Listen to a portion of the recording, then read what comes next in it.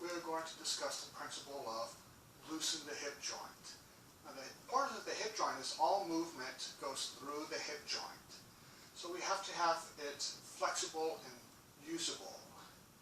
So you can find the hip joint by tracing up the legs to where the legs meet the pelvis.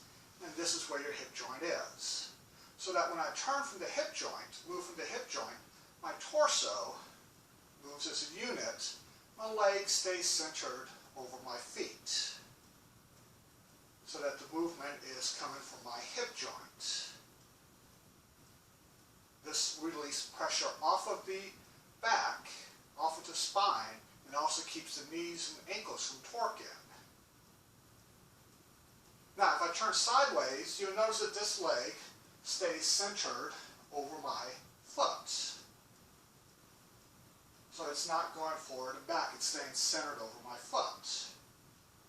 Even when I'm shifting back and forth, you'll see as one leg bends and the other leg straightens, that my hip joint is rotating a little bit.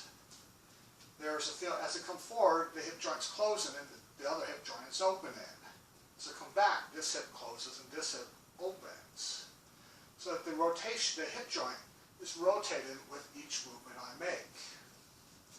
Now we call this loosen the hip joint because we have a tendency to tighten our hip joints. So a way to feel this is to put your hand on your hip joints right about here, where the thigh meets the pelvis, and push your hips forward. So as I push my hips forward, you'll feel this area getting tight and stiff.